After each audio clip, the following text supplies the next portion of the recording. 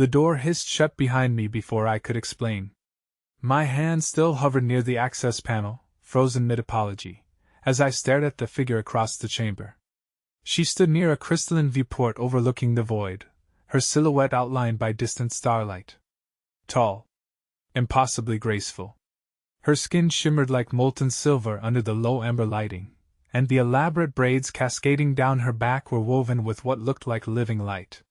She turned slowly, and her eyes, deep violet with rings of gold, locked onto mine with an intensity that stopped my breath. "I'm sorry," I stammered, taking a step backward. "Wrong room. The navigation console sent me. You should not be here." Her voice was soft but carried weight, each syllable deliberate. She didn't move closer, but somehow the space between us felt smaller. "I know. I'm going." My fingers found the panel, but it didn't respond. The door remained sealed. I tried again. Nothing. "It's locked." She observed me without expression, head tilted slightly. "It's sealed when you entered. Protocol. Can you unlock it?" "No." The single word hung in the air like a blade. I forced myself to breathe normally, to think. I was a maintenance technician on an intergalactic diplomatic vessel, not a spy or threat. I'd been assigned to repair a faulty environmental regulator in Sector 7. The console had directed me here, Sector 9, Sublevel 3. Royal Quarters. I shouldn't be anywhere near this place. "Then we wait for someone to notice," I said, trying to sound calm. "They'll realize the error and they will not notice an error." She moved then, gliding across the room with movements too fluid to be human. "They will notice an intrusion." My stomach dropped. I didn't intrude. The system malfunctioned. The sovereignty does not recognize malfunctions in matters of royal security. Only breaches. She stopped 3 paces away, studying me with those unsettling eyes. "You are human?" "Yes." "You wear no rank insignia? No ceremonial markings?" "I'm maintenance crew." "We don't." Footsteps echoed in the corridor outside. Heavy. Synchronized. The Royal Guard. The woman's expression shifted, something like concern flickering across her features. She glanced at the door, then back to me. "If they find you here, they will assume intent. Assassination. Espionage. But I didn't, it will not matter." She stepped closer, lowering her voice. "Listen carefully. When they enter, say nothing. Do not explain. Do not defend yourself. Stand beside me and remain silent." "Why would that?" "Because I am Princess Kaeldar, second daughter of the Eternal Queen, and if you speak, you will contradict whatever I say to protect you." The footsteps stopped outside. I heard the low murmur of voices, the electronic chirp of security protocols being verified. My heart hammered against my ribs. Princess. Royal quarters. I'd walked into a nightmare. Kaeldar moved to stand between me and the door, her posture shifting into something regal and commanding. The change was instant, as if she'd put on armor made of authority itself. The door opened. 4 guards entered, their armor gleaming black and gold, weapons held in ready positions. Their helmets concealed their faces, but I could feel their attention fix on me immediately. The lead guard stepped forward, his stance aggressive. "Highness," he said, his voice modulated through the helmet. "We detected an unauthorized entry. This human is here at my request." Kaeldar's tone had transformed completely, cold, absolute, brooking no argument. The guard's posture stiffened. "Highness, no such request was logged in the security manifest. Protocol requires. Are you questioning my authority in my own chambers, Commander?" Silence. The weight of her words pressed down on the room like gravity had suddenly doubled. The other guards shifted slightly, their weapons lowering by fractions. "No, Highness," the commander said carefully. "But protocol exists for your protection. This human has no clearance, no escort, no, he has my protection. That is sufficient. The Queen will require explanation. Then, she will receive one. From me. Directly. Not through her guard." The commander hesitated, and in that pause I saw the calculation happening behind his helmet. Challenge a princess and face immediate consequences, or report to the queen and let her handle it. He chose survival. Understood, Highness. We will note your declaration in the log. However, he turned his helmet toward me. This human must be identified and verified. Regulations require. His name is Matthias Chin. I heard myself say, my voice steadier than I felt. Maintenance Specialist, 3rd Class. ID number 77492. The commander's helmet swiveled back to Kildar, waiting for her reaction to my speaking. She didn't even glance at me. You have his identification. Is there anything else, Commander? The Queen will be informed. As is her right. You are dismissed. The guards withdrew with military precision, the door sealing behind them. The moment it closed, Keildar's shoulders dropped slightly, the regal mask cracking. That bought us time, she said quietly. Not much. My mother will summon us both within the hour. The Queen. My voice came out hoarse. The Eternal Queen Soveldrine. Yes. She's going to think I tried to, perhaps. Keildar turned to face me fully, and I saw something in her expression I hadn't expected. Fear. Not for herself. For me. But there is something you need to understand before we face her, Matthias Chin. Something that changes everything. A soft sound came from deeper in the chamber, a small room I hadn't noticed before, partially hidden behind a decorative screen. A child's whimper.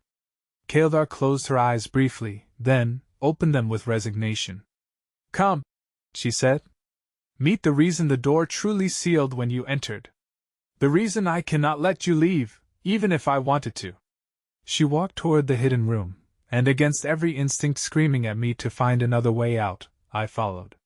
The child was maybe 3 years old in human terms, curled up on a cushioned platform that served as a bed. She had the same silver skin as Keildar, the same luminous quality, but her features were softer, rounder, more vulnerable. She looked up as we approached, and her eyes, violet and gold, widened with curiosity rather than fear. Is he the doctor? The child asked, her voice small and hopeful. No, little star, Keildar said gently, kneeling beside the platform. But he may be able to help anyway. I don't understand, I said. Keildar looked up at me, and in her eyes I saw desperation barely contained.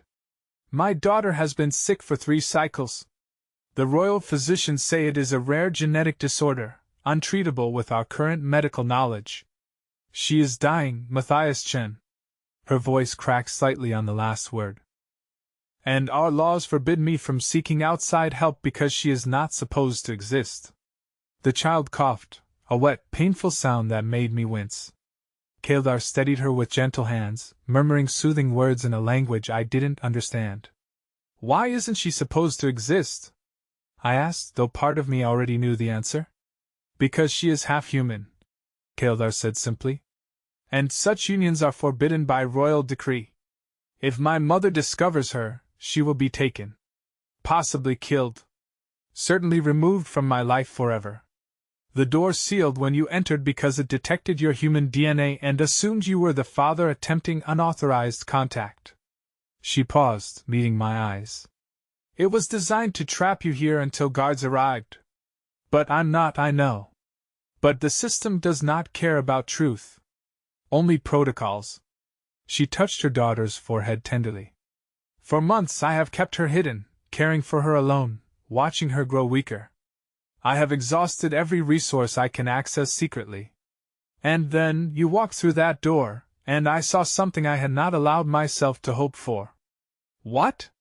A chance. Human medical knowledge is different from ours. Your species approaches disease and healing from angles we never consider. The royal physicians are brilliant, but they are constrained by tradition, by approved methodologies. She stood, facing me fully. You may not be a doctor, but you are human. You know things, have access to information databases we do not. And most importantly, you are already trapped here with us. The guards believe you came at my request. The system logged you as an authorized visitor after I claimed you. You cannot leave without raising more suspicion. So I'm a prisoner. No. A collaborator. If you choose to be. Her expression hardened with determination. In 1 hour, perhaps less, we will be summoned before my mother, the Eternal Queen. She will demand to know why a human maintenance worker was found in my private chambers. I will have to explain. And when I do, she will discover everything, my daughter, her illness, my desperation. Unless what? Unless I tell her that you are here because I requested you. Because I am conducting research that requires human expertise. Because I have a legitimate reason for your presence that has nothing to do with my daughter. She'll never believe that. She will if you support it. If you stand before her and confirm my story without flinching, without showing fear or guilt. If you behave as though you belong here. Kael'thar moved closer, her voice dropping to barely above a whisper. I am asking you to lie to the most powerful being in this sector of space. To risk her wrath if she discovers the deception. In exchange, I am asking you to help me save my child's life. The child coughed again, harder this time. Her small body shook with the effort. What illness does she have? I asked. The physicians call it cascade syndrome. Her cellular regeneration is failing, breaking down from the inside. In human terms, it would be similar to aggressive autoimmune disorder combined with genetic degradation. They say she has perhaps 2 more cycles before the damage becomes irreversible. 2 cycles.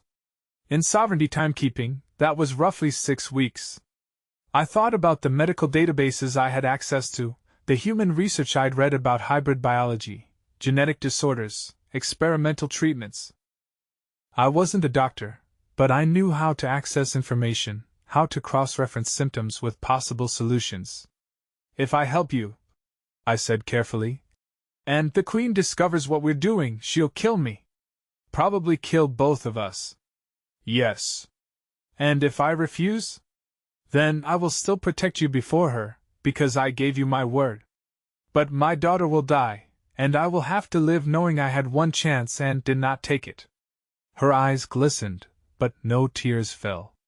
I am not asking you to be a hero, Matthias Chin. I am asking you to be human. To see a sick child and try to help, regardless of politics or consequences. The child's breathing had become labored, her small chest rising and falling with visible effort. She looked at me with those striking eyes, and I saw no understanding of the danger, the complexity, the impossible situation her existence created. She just looked tired. So tired. What's her name? I asked. Sorry. Kael'thar's voice softened. It means little light in the old language. I exhaled slowly, knowing I was about to make a decision that could destroy my life. Knowing I would make it anyway. Okay, I said. I'll help. Tell me everything the physicians have tried. Relief flooded Kael'thar's features, but before she could respond, a sharp tone echoed through the chamber, the royal summons. A holographic display materialized in the air, showing the seal of the Eternal Queen. You are commanded to present yourselves in the throne chamber immediately. A synthesized voice announced. Both Princess Kael'thar and the human designated Matthias Chin. The Eternal Queen will hear your explanation. The display vanished. Kael'thar and I stared at each other, the weight of what was about to happen settling over us like a shroud. We have 5 minutes to reach the throne chamber, she said. Can you do this? I thought about my simple life before this moment. Repairing systems, following protocols, staying invisible in the vast machinery of this diplomatic vessel. Safe. Predictable. Meaningless.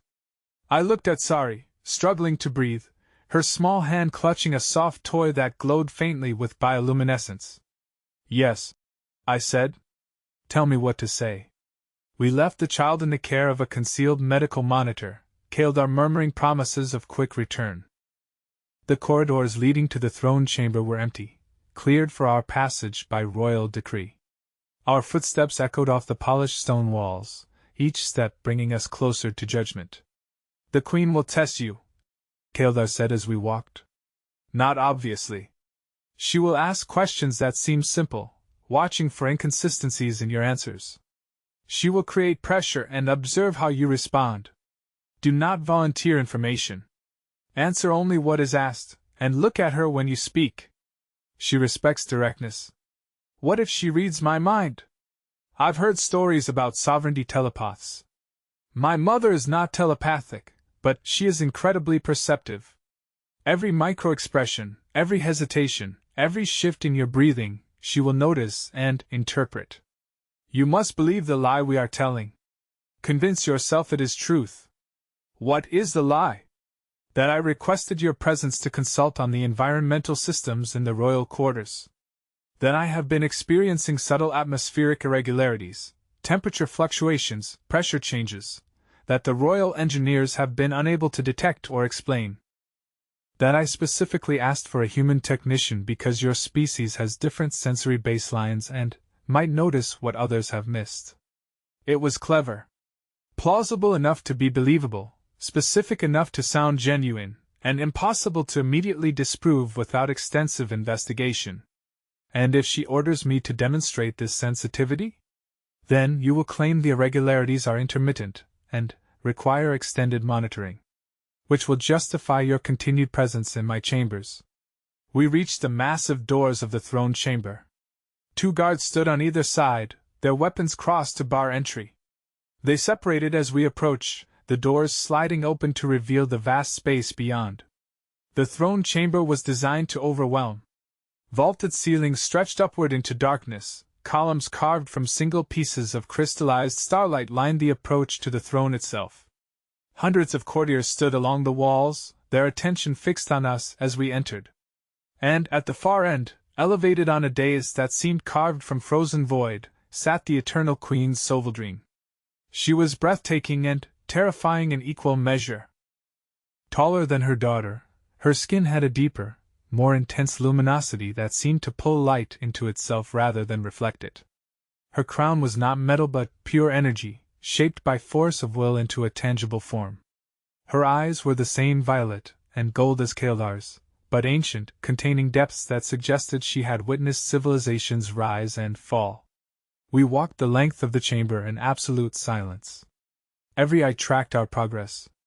I kept my breathing steady, my gaze forward, my posture respectful but not servile. When we reached the dais, Kaeldar performed a complex gesture of deference. I simply bowed from the waist, as I had been taught during my orientation for working on the diplomatic vessel. Matthias Chin. The Queen's voice resonated through the chamber, not loud but impossible to ignore. You stand before the eternal throne under unusual circumstances. Yes, Your Majesty, I said, meeting her eyes as Kaeldar had instructed. My guards report finding you in my daughter's private chambers. An area restricted to all but royal family and explicitly approved servants. Yet you are neither. I was summoned, Your Majesty. By whom? By Princess Kaeldar. The Queen's gaze shifted to her daughter. Is this true? It is, Mother. Kael'dar's voice was steady, her posture perfect. I requested his presence. Without logging the request through proper channels. Without security clearance. Without informing your own guard detail of your intentions.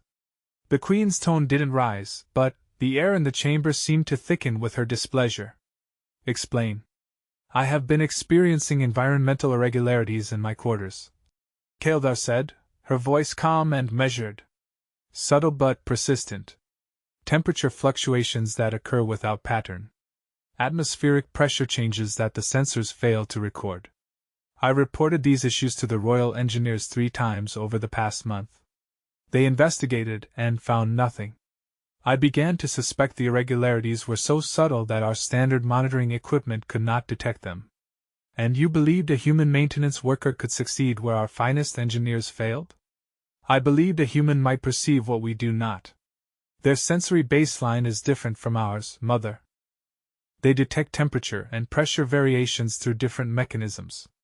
What is invisible to our instruments might be obvious to their biology. The Queen considered this, her expression unreadable. You should have consulted with me before taking such action. I did not wish to trouble you with domestic concerns, Mother. Particularly during the treaty negotiations with the Caldari Federation. Your attention is required elsewhere. It was perfectly played, the dutiful daughter not wanting to burden her mother with trivial matters. The Queen's expression softened almost imperceptibly. Nevertheless, protocol exists for reasons. Security protocols most of all. She turned her full attention back to me.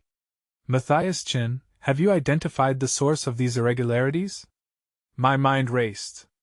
I needed to answer truthfully enough to be believed, but vaguely enough to justify continued investigation. I have detected anomalies in the thermal distribution patterns, Your Majesty, I said. Specifically in the northwest quadrant of the princess's quarters. The variance is extremely subtle, approximately 0.3 degrees standard deviation, but consistent enough to suggest a systemic issue rather than random fluctuation. Northwest quadrant. The Queen's eyes narrowed slightly. That section houses the private meditation chamber. Yes, Your Majesty. Where Sari was hidden. Where the medical monitoring equipment would be generating slight heat signatures. I just turned a potential discovery into supporting evidence for our lie. And what do you believe is causing this anomaly? It's too early to determine definitively, Your Majesty. It could be a failing thermal regulator in the underlying infrastructure. It could be unusual energy consumption from the lighting systems in that area. It could even be an unintended resonance effect from the meditation chamber's sound dampening technology.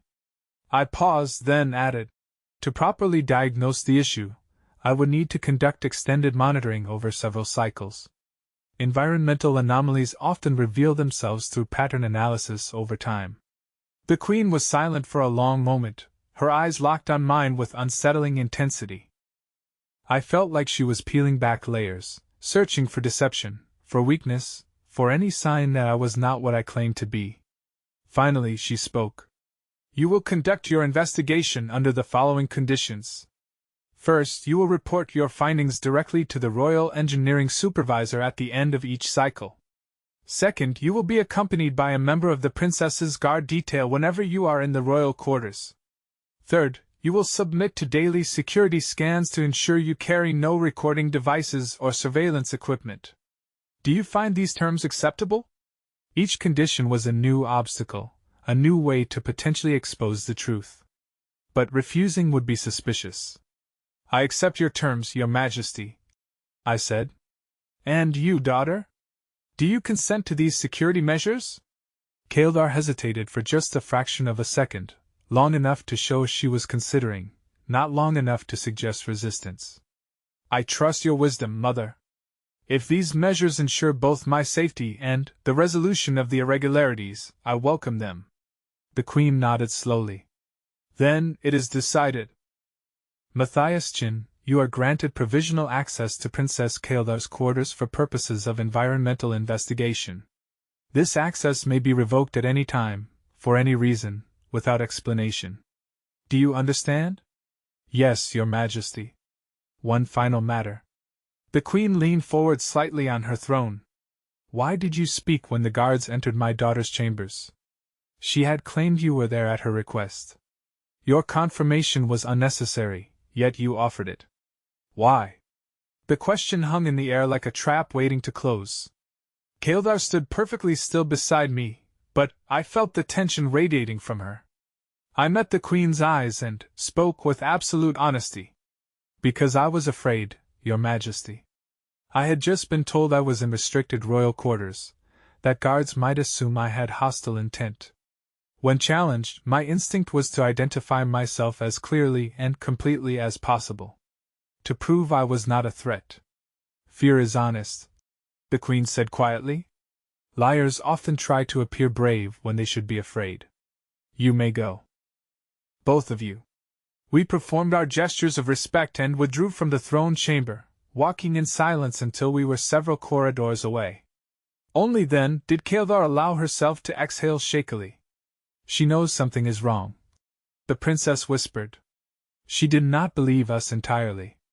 The security measures, daily scans, constant guard presence, she is creating conditions to discover the truth. Then, we work within those conditions. I said. We find a way to help Sari while maintaining the appearance of environmental investigation. The guard will report everything you do. Every tool you use, every section of my quarters you access. Then we use that. We actually investigate environmental systems. We find real, minor issues to fix. We make the lie as close to truth as possible. I looked at her directly. And at night, when monitoring is lighter, we work on saving your daughter. Kaeldar studied me for a long moment. You risked your life in there. For a child you had just met. Why? I thought about my answer carefully. Because she deserves to live. Because the reason she's sick has nothing to do with her and everything to do with politics and laws that don't care about individual lives. And because... I paused, finding the words. Because someone should fight for her. Even if it's terrifying. Even if the odds are impossible. That is very human of you. I'll take that as a compliment. We returned to her quarters to find Sari sleeping fitfully, her breathing still labored. Kaeldar sat beside her daughter, stroking her silver hair with infinite gentleness. The physicians documented everything they tried, she said quietly. The medications, the genetic therapies, the cellular regeneration protocols. All of it failed or provided only temporary relief. I will give you access to their records. I'll need more than that. I'll need to understand hybrid biology, how human and sovereignty genetics interact at the molecular level.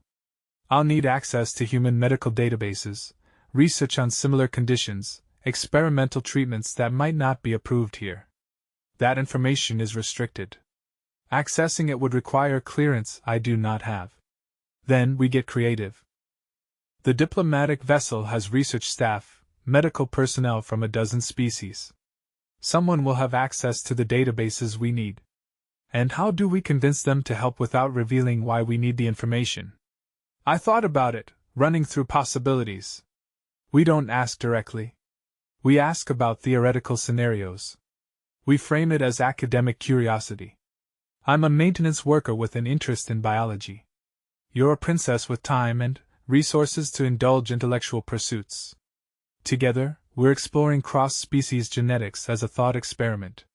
My mother will be watching me more closely now. Any unusual behavior, any suspicious requests, then I make the requests. I'm already being monitored, already under suspicion. One more strange behavior won't significantly change that. I pulled up a data pad from my utility belt, accessing the vessel's personnel directory. There's a xenobiologist on board. Dr. Verachin, no relation to me, coincidentally. She's human, specializes in comparative genetics. If I approach her with questions about human sovereignty hybrid theoretical biology, she might help. And if she refuses? Then, we find another way. We keep trying until something works. I looked at Sari, her small form struggling with each breath. Because the alternative is unacceptable. Kaeldar's expression shifted, something vulnerable showing through her regal composure. I have spent months feeling utterly alone in this. Carrying the secret, the fear, the desperation. And now you are here, a stranger who should want nothing to do with my problems, and you speak of we as if her survival is your responsibility too. Maybe it is, I said simply. Maybe we're responsible for everyone we have the power to help, if we're brave enough to try. She reached out then, her hand finding mine, warm despite her silver skin, strong despite her fear. Thank you, Matthias Chin. Whatever happens, thank you for being brave enough. The next cycle began with my first official security scan. A guard I didn't recognize escorted me to the royal quarters, ran me through a sophisticated sensor array that checked for recording devices, weapons, surveillance nanobots, even chemical compounds that might be used as explosives or poisons. I passed, obviously, because I carried nothing but my standard tools and data pad. The guard who would be monitoring me was named Tefkor, a career soldier with 3 decades of service in the Royal Protection Detail. He was professional, silent, and watched everything I did with the kind of focused attention that made the back of my neck prickle. I spent the day actually investigating environmental systems. I checked thermoregulators, calibrated atmospheric sensors, analyzed airflow patterns. I found several minor issues: a ventilation duct with slightly restricted flow, a temperature sensor that was 0.1 degrees out of calibration, a lighting system that was drawing more power than specifications suggested it should. Nothing serious, but enough to justify my presence and give Tefkor something to report. While I worked, Kildar maintained her normal routine. She received visitors, other nobles, diplomatic staff, her personal advisors. She discussed art and philosophy and political matters I barely understood. And through it all, Sari remained hidden in the meditation chamber, kept quiet with sedatives that Kildar hated using but had no choice about. When the cycle's work ended and I submitted my findings to the Royal Engineering Supervisor, Tefkor escorted me back to my own quarters in the maintenance sector. I filed my official report, ate a tasteless meal from the common cafeteria, and waited.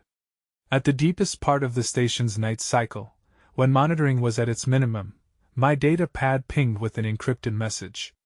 No signature, but I knew who it was from. The guard sleeps in 4-hour rotations. His replacement arrives at shift change but takes 20 minutes to fully brief and assume position. Use the service access tunnel, not the main corridor. Come now. I changed into dark clothing, grabbed my medical research data pad, and slipped out of my quarters. The service tunnels were used by maintenance workers to access infrastructure without disturbing vessel operations. They were monitored, but less intensively than public corridors, and my access credentials made my presence unremarkable. 20 minutes later, I emerged in a secondary junction point near the royal quarters. Kildar was waiting, wrapped in a dark cloak that concealed her luminous skin. "This way," she whispered, leading me through passages I hadn't known existed, routes designed for royal family to move unseen when necessary.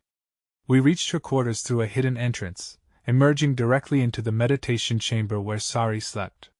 Medical monitoring equipment surrounded her, hooked to her small body with careful precision. Her breathing was worse than the day before. "She is declining faster," Kildar said, her voice tight. "The physicians predicted she would stabilize for several weeks before another significant deterioration. Instead, each day is worse than the last." I knelt beside the monitoring equipment, studying the readouts. Heart rate elevated. Blood oxygenation low. Cellular regeneration indicators showing accelerating degradation. Whatever was destroying her from the inside was picking up speed. "Did you access the medical databases?" Kildar asked. "I spoke with Dr. Chin. Told her I was interested in theoretical hybrid biology, asked if she could provide research materials for personal study. She was suspicious but gave me access to several databases on the Human Medical Network." I pulled up files on my data pad. I spent the night cycle reading everything I could find about autoimmune disorders, genetic degradation, hybrid vigor, and hybrid breakdown. And I found something. Maybe nothing. Maybe everything. I expanded a research paper on the screen. This is a study from human medical researchers on Earth, published about 5 years ago. It documented a condition in hybrid children born from human Dulcarian pairings. The Dulcarians are another species, not like sovereignty, but similar enough in some genetic markers. The hybrid children developed a condition called cascade syndrome. Kildar went very still. "The same name our physicians use." "Yes. Because it's the same condition. Human Dulcarian hybrids, human sovereignty hybrids, different species, but similar enough genetic architectures that the same breakdown occurs when human DNA tries to integrate with complex alien genetic structures." I scrolled through the paper. The human researchers figured out what was causing it. The human immune system, even in hybrid form, identifies certain alien cellular structures as threats and attacks them. But because the hybrid's own cells contain those structures, the immune system essentially declares war on the body itself. The more the body tries to regenerate and heal, the more the immune system attacks, creating a cascade effect that accelerates with time. Our physicians understand this mechanism. They tried immune suppressants, but they only delayed the cascade, did not stop it. Because they were approaching it wrong. They were trying to suppress the immune response. The human researchers did something different. I found the critical section and showed her. They didn't suppress the immune system. They retrained it. They used targeted therapy to teach the immune system to recognize the alien cellular structures as self rather than other. It took time, weeks of treatment, but eventually the immune system stopped attacking, and the children recovered.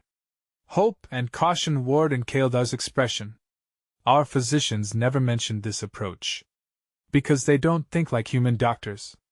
Your medical science is incredibly advanced in some ways: cellular regeneration, genetic manipulation, longevity treatments, but you approach illness differently. You fix what's broken. Human medicine often works by teaching the body to fix itself. I pulled up more files. The treatment protocol is complex. It requires synthesizing specific immune markers, introducing them in carefully calibrated doses, monitoring response at the cellular level. It's not simple, but it's possible. We do not have the facility to synthesize these markers. The equipment required is specialized, found only in major medical research centers. The diplomatic vessel has a xenobiological research lab. Dr. Chen's lab. They have the equipment. They will never give you access without questions. Then I don't ask for access. I create a reason for them to synthesize what we need. I thought quickly, piecing together a plan. What if there's a theoretical outbreak scenario? What if I, as someone interested in biology, suggest to Dr. Chen that we should have immune response treatments prepared for potential hybrid medical emergencies? The vessel carries humans, sovereignty, and dozens of other species. Cross-species incidents happen. Infections. Allergic reactions.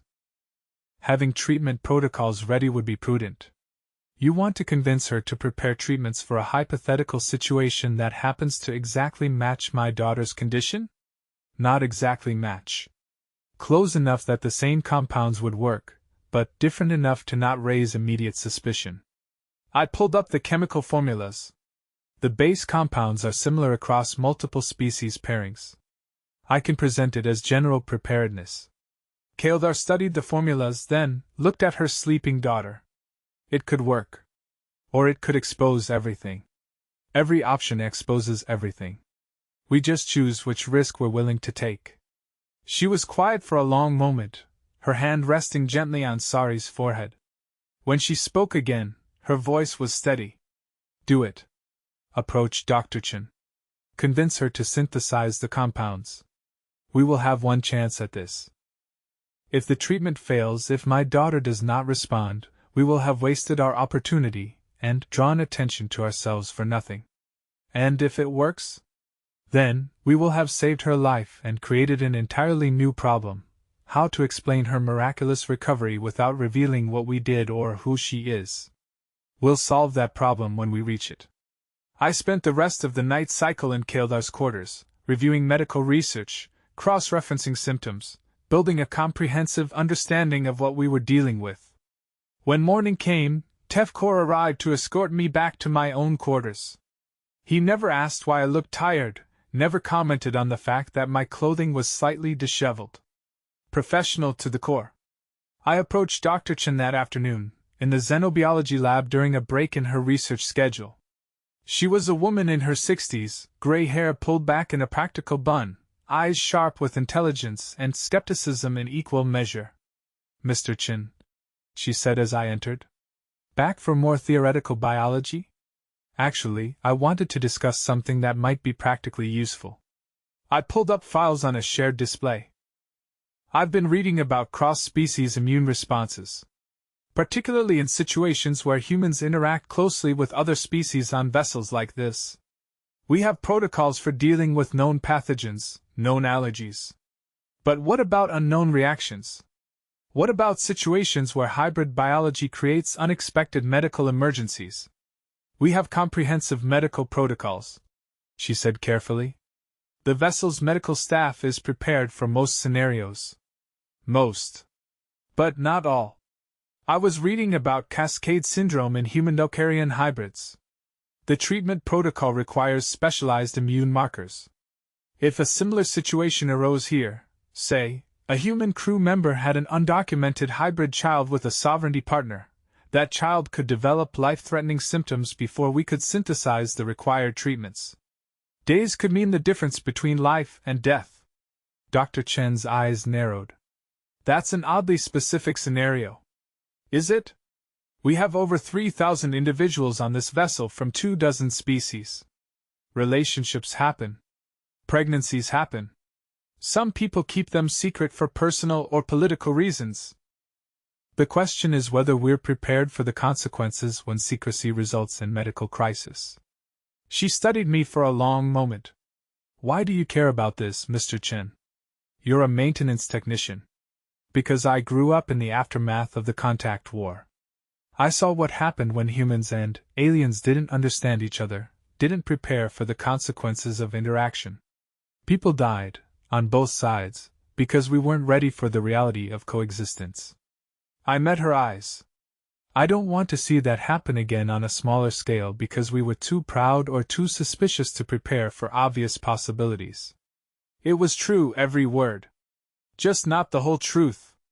Dr. Chen was silent, considering. Then, she nodded slowly. All right. I'll synthesize a basic set of immune marker compounds. Standard preparedness measure. But Mr. Chen, if you know of a specific situation that requires these treatments, you need to report it to medical staff immediately. Hiding a medical emergency to protect someone's secret is not compassion. It's negligence. I understand, Doctor. Thank you. She turned back to her work, and I left before she could ask more questions. 3 days. She'd said it would take 3 days to synthesize the compounds in sufficient quantity. 3 days before we could even attempt treatment. 3 days for Sorry to grow weaker, for the Queen's scrutiny to intensify, for our fragile deception to potentially collapse. I threw myself into my environmental investigation work with renewed focus, finding and fixing minor issues throughout the royal quarters. Tevkor watched everything, made his reports, and never gave me any indication of what he thought or suspected. Kaildar maintained her public routines, the perfect princess, while privately counting down every hour until treatment became possible. On the evening of the second day, the Queen summoned us both again. This time, we met in her private study rather than the throne chamber, a smaller, more intimate space that somehow felt more threatening. She sat behind a desk carved from black crystal, reviewing holographic displays of data I couldn't read from my position. Matthias Chen, she said without looking up. Your reports indicate you have identified and corrected several environmental irregularities in my daughter's quarters. Yes, Your Majesty. Yet the anomalies persist. The thermal variance you initially detected in the northwest quadrant has not resolved. My heart rate kicked up, but I kept my voice steady. That particular anomaly is proving more complex than initially assessed, Your Majesty. I believe it may be connected to the meditation chamber's energy dampening systems interacting unexpectedly with the underlying thermal regulation infrastructure. Solving it will require specialized analysis. How much longer will this analysis require? At least another week, Your Majesty. Possibly 2. The Queen finally looked up, her eyes locking onto mine. You have been given unprecedented access to royal quarters, Matthias Chen. Access that many would exploit for political gain, for gathering intelligence, for purposes far beyond environmental repair. My security staff has been monitoring you carefully. They report that you work diligently, that you have found and fixed legitimate issues, that you have conducted yourself with professionalism. Thank you, Your Majesty. I am not finished. Her tone dropped, taking on an edge that made the air feel heavier. They also report that you seem unusually interested in the meditation chamber specifically. That you spend considerable time analyzing that area beyond what would be necessary for standard investigation. That you ask questions about the chamber's usage patterns, its privacy protocols, its internal monitoring systems. Kaildar stood perfectly still beside me, but I felt her tension like a physical force.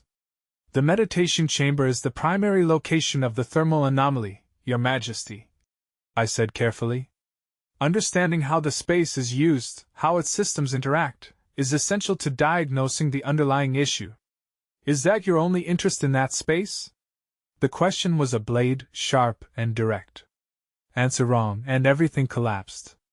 Yes, Your Majesty. My interest is purely professional. Look at me, Matthias Chin, and tell me you are hiding nothing. That your presence in my daughter's quarters is exactly what you claim it to be. Nothing more. Nothing less. I met her ancient eyes and spoke with absolute conviction. I am here to investigate environmental irregularities, Your Majesty. That is the truth. It was the truth. Just not the complete truth. I was investigating. Everything else, sorry, the treatment, the desperate race against time, existed in the space between what I said and what I didn't say. The Queen held my gaze for what felt like an eternity. Then she turned to her daughter. Kaeldar. Your thoughts. I trust him, Mother. He has been nothing but professional and competent. If he says the investigation requires more time, I believe him. You trust him. A human you met days ago. A stranger who appeared in your quarters under suspicious circumstances. The Queen's voice was soft, almost gentle, which somehow made it more frightening. Tell me, daughter. What has changed in your life recently? You seem different. More guarded. More secretive. Your advisors report you have been unavailable for meetings you would normally attend. Your ladies-in-waiting say you spend unusual amounts of time alone in your quarters. And now this human appears, and you defend his presence with unexpected passion. Why? Kaeldar's composure didn't crack, but I saw the calculation behind her eyes. How much to reveal, how much to withhold, which truth would be most convincing? I have been stressed, Mother. The treaty negotiations are weighing on me more than I admitted. I have been using the meditation chamber more frequently, seeking peace and clarity. Perhaps I have been isolating too much. Perhaps I have become overly dependent on the privacy of my own space. She paused, then added with careful vulnerability, and perhaps I have been defending Matthias Chin because he represents something simple in my life right now. A problem with a clear solution. Unlike politics, unlike diplomacy, unlike the weight of expectation that comes with being your daughter. It was brilliant. A confession that revealed nothing while seeming to reveal everything. The Queen's expression softened almost imperceptibly. You carry heavy burdens, she said to her daughter. I forget sometimes that you are still young, that the weight of royalty affects you differently than it affects me. She stood, moving around the desk to place a hand on Kaeldar's shoulder. I do not wish to add to your stress, child. But I am your mother before I am your queen.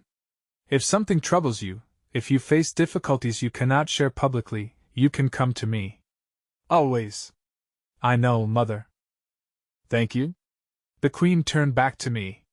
You may continue your investigation, Matthias Chin. 1 week. At the end of that time, I expect either a resolution or a detailed explanation of why none is possible. Understood? Yes, Your Majesty. You are dismissed. We left the study and made our way back to Kaeldar's quarters in silence. Only when we were safely inside, with the doors sealed and privacy screens activated, did she allow herself to collapse onto a cushioned seat, shaking. She knows, Kaeldar whispered. Not the details, but she knows something is wrong. She is giving me 1 week to either confess or resolve whatever I am hiding. Then we use that week. The compounds will be ready tomorrow. We start treatment immediately. And if it does not work? If my daughter does not respond? Then we try something else. We keep trying until something works or until we run out of time. She looked up at me, her eyes glistening. I have never been more terrified in my life, Matthias. Not of my mother's wrath, not of being discovered, but of failing her. Of watching her slip away knowing I tried everything and it was not enough. I sat down beside her, close but not touching. You won't fail her. We won't fail her. Because we're not going to give up, we're not going to accept defeat, and we're going to fight for her with everything we have until there's nothing left to fight with. That is very human. Then maybe the universe needs more humans. She laughed, A broken sound that was half sob. Perhaps it does. Dr. Chen delivered the compounds the next day, sealed in containment vessels with detailed usage instructions. She looked at me with a mixture of professional satisfaction and lingering suspicion, but she handed over the materials without further questions. Use these carefully, she said. Immune system modification is delicate work. Even theoretical scenarios deserve proper precaution. I understand, Doctor. Thank you. That night, in the deepest part of the station's dark cycle, Kaldar and I began the treatment. We followed the protocol exactly as the research papers had specified: carefully calibrated doses, precise timing, continuous monitoring of cellular response. Sari stirred when we administered the first injection but didn't wake, sedated just enough to keep her calm. How long before we know if it is working?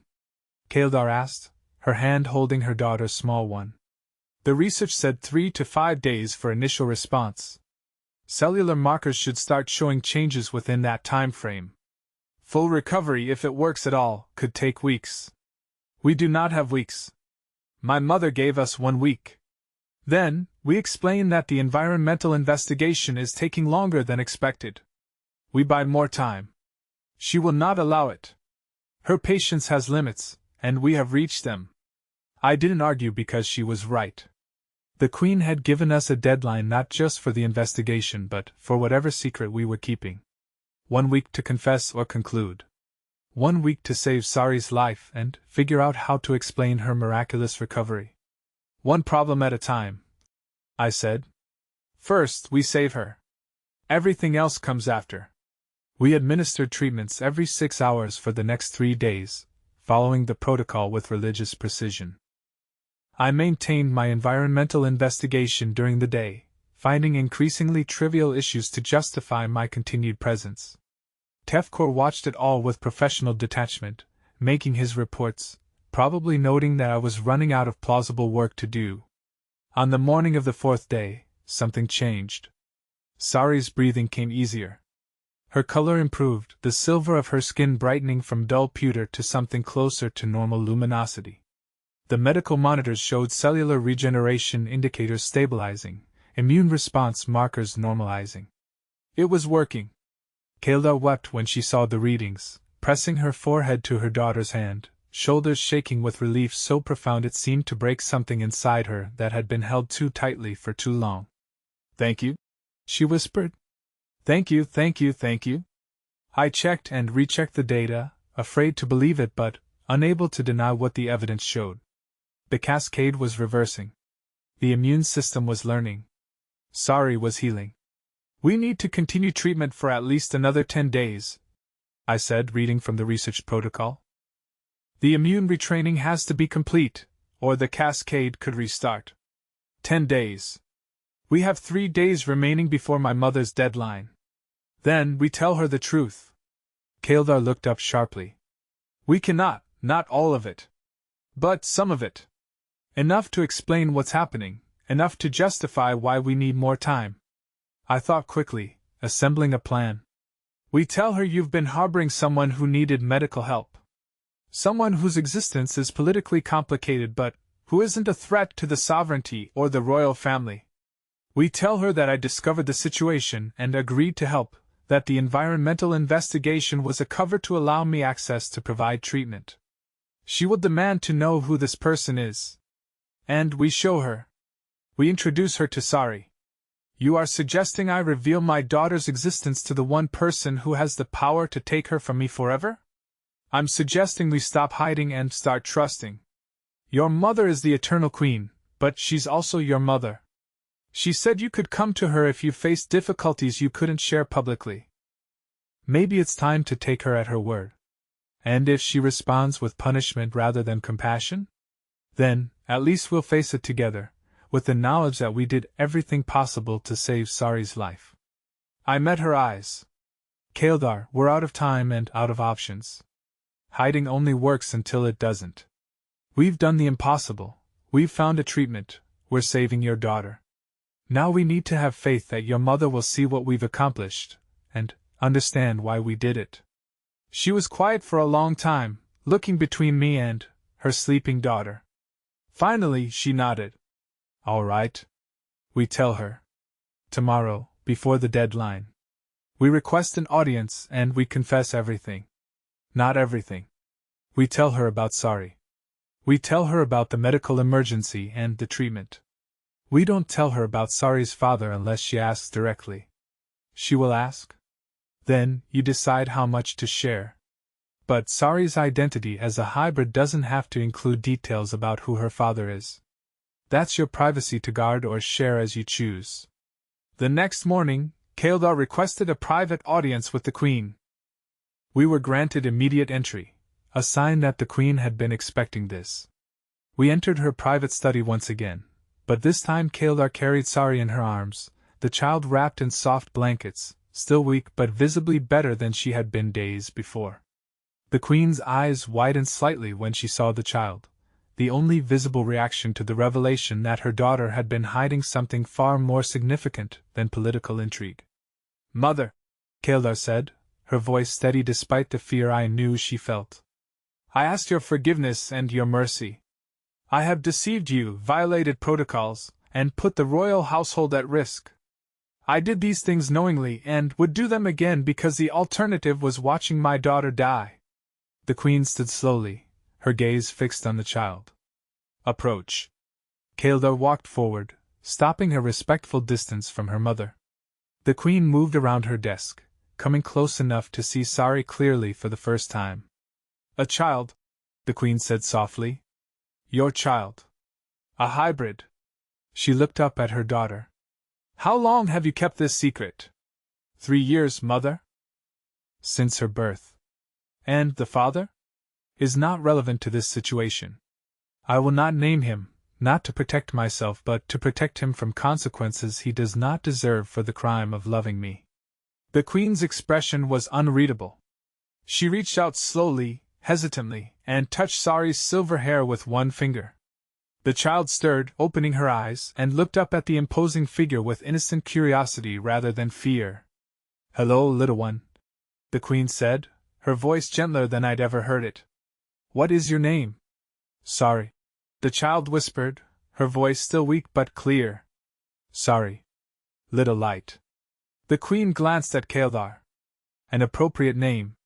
She carries your luminosity. She is dying, Mother. Or she was. Cascade syndrome. The royal physicians could not help her. I tried everything within the bounds of law and protocol, and it was not enough. So I stepped outside those bounds. I brought Matthias Chen into this because he is human and because human medical knowledge offered what ours could not. He has been administering treatment that is working. She is healing.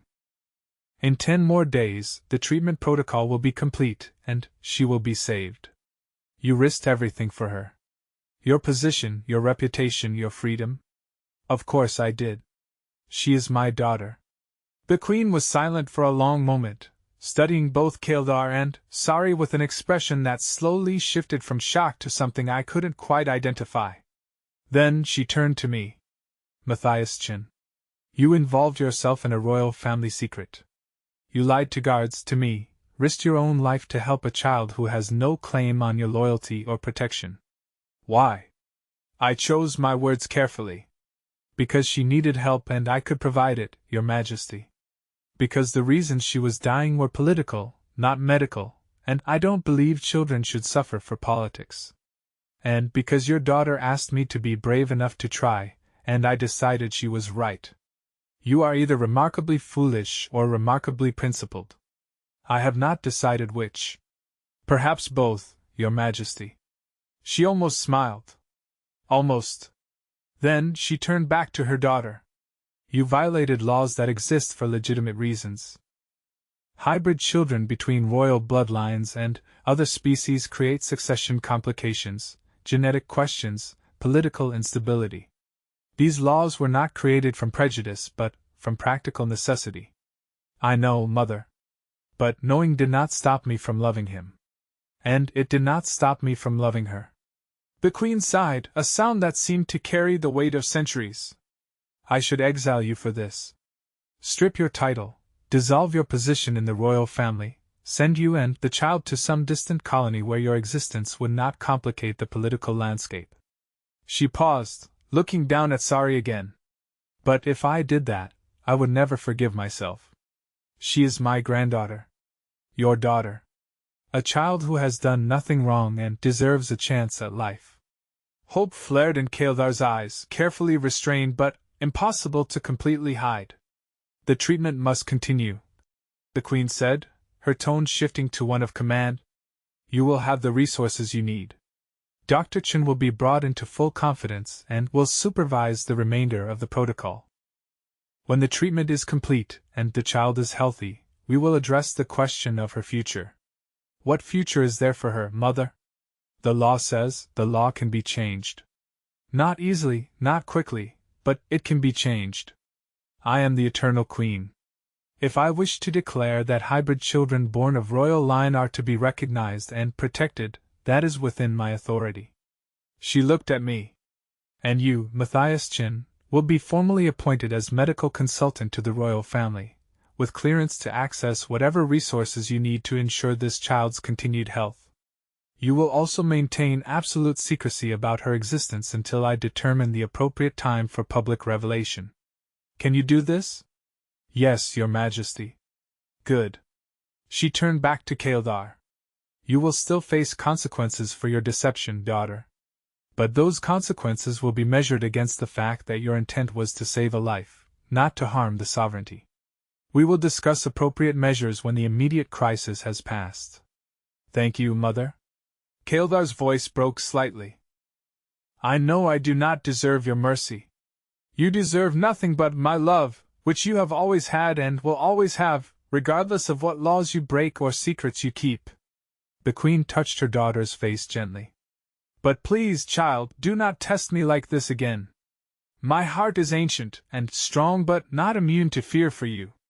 Dr. Chen was brought into confidence that afternoon, her initial shock giving way to professional fascination as she reviewed Sari's case and the treatment protocol. She took over medical supervision with careful precision, monitoring every aspect of the child's recovery, making minute adjustments to optimize results. This is extraordinary work, she told me privately.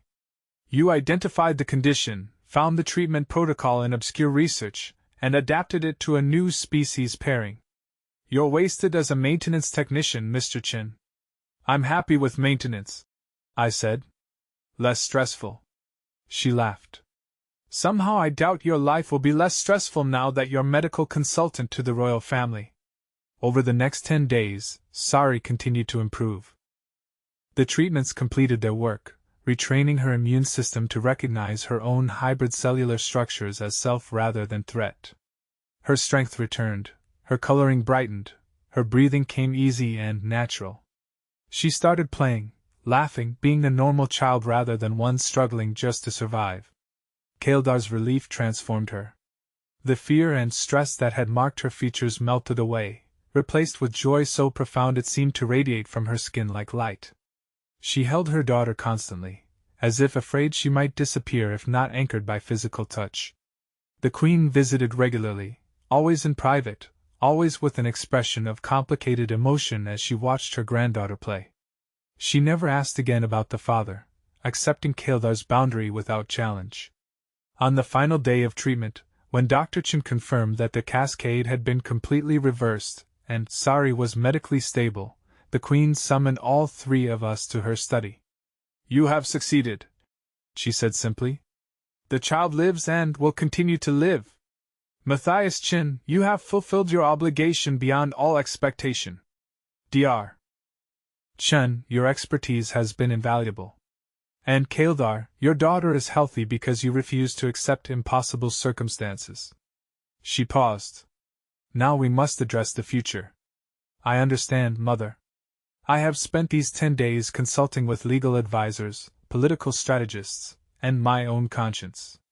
I have concluded that the law forbidding royal hybrid children is outdated and, ultimately, harmful. It will be changed. It will take time, the Council of Houses must vote, precedents must be established, accommodations must be made. But it will be changed. You would do this for one child? I would do this because it is right. Because the universe is changing, because species are learning to coexist, and our laws must reflect that reality rather than ancient fears. The Queen looked at Sari, who was examining a holographic display with intense curiosity. She will not be hidden. When the legal framework is established, she will be publicly acknowledged as royal family. Princess Sarikael of the House Soveldrine. My granddaughter and heir to the throne after you. Kael'dar's eyes widened. Mother, the succession will be complicated. It has always been complicated. One more complication will not destroy us. She turned to me. And you, Matthias Chin? You will remain as medical consultant, but more than that, you will be appointed as cultural liaison between human and sovereignty populations on this vessel. Your ability to bridge the gap between species, to see solutions where others see only barriers, is valuable. Do you accept this position? I thought about my quiet life and maintenance, about the simplicity I'd once valued. Then I looked at Sari, healthy and alive because someone had been willing to take risks and fight impossible odds. I accept, Your Majesty. Good. Then, we are decided. The child lives, the laws will change, and we move forward into a future where love and necessity matter more than ancient tradition. She looked at her daughter with something like pride. You did well, Kaeldar. You protected what needed protecting and trusted when trust was required. Those are the marks of a true leader. That night, after all the formalities were concluded and the future had been mapped out in broad strokes, I sat with Kaeldar in her quarters while Sari slept peacefully in the next room. No sedatives, no medical monitoring equipment. Just the child sleeping because children sleep, not because they're too weak to stay awake. I still cannot believe this is real, Kaeldar said softly. That she is alive, that my mother knows and accepts, that the laws might actually change. Believe it. You made it real by refusing to give up. We made it real. Together. She looked at me directly. I owe you more than I can ever repay, Matthias Chen. You saved my daughter's life. You gave me the chance to try. That's all anyone can ask for, a chance to do something that matters. We sat in comfortable silence for a while, watching distant stars through the viewport. The future was uncertain, complicated, full of challenges that would require more courage and creativity. But for this moment, in this space, there was only peace. What will you do now? Kaeldar asked eventually. Now that you are not just a maintenance technician but a royal consultant and cultural liaison? Keep fixing things that are broken. Just on a larger scale. I smiled. And maybe help more people realize that sometimes the most important thing we can do is reach across impossible divides and say, I see you struggling. Let me help. Humans call it compassion. Maybe that's the real strength of humanity, not our technology or our adaptability, but our stubborn insistence on caring about others even when it costs us everything. Humanity, fuck yeah? She said it carefully, pronouncing the phrase as if testing its meaning. I laughed. Something like that. Though I'd phrase it more diplomatically in official reports. Perhaps you should. My mother appreciates diplomacy. She paused, then added quietly. But I appreciate the human version better. The one that says we fight for what matters, consequences be damned, because someone has to and it might as well be us. Then maybe the universe needs more humans. Or more people willing to think like humans when it matters most. Perhaps it does. Sari called out in her sleep, a small sound of contentment rather than distress. Kaeldar stood to check on her, and I followed, watching as she tucked the blankets more securely around her daughter's small form. Thank you, Kaeldar whispered one more time, her voice barely audible. For being brave enough to stay when you could have run. For caring when you had every reason not to. For showing me that sometimes the most alien concept is simply refusing to accept that good people should suffer while others watch and do nothing. You're welcome, I said simply. Because sometimes the simplest words carry the most truth. The future would bring challenges, political complications, security concerns, the slow work of changing hearts and minds and laws. But standing there in that quiet room, watching a child sleep peacefully because people had been brave enough to care, I knew we'd face those challenges together. Human and sovereignty. Maintenance worker and princess. Parent and stranger who became something more through shared crisis and mutual respect. The door to impossible things had opened. We'd walked through it together. And on the other side, we'd found not just survival but hope. Not just life but purpose. Not just a child saved but a future changed. That was worth every risk we'd taken. Every fear we'd faced. Every moment of uncertainty and danger. Because in the end, humanity's greatest strength isn't technology, or adaptability, or even stubbornness. It's the simple, revolutionary act of seeing someone in need and deciding their life matters enough to fight for, regardless of the cost. Humanity fuck yeah, indeed. 2/2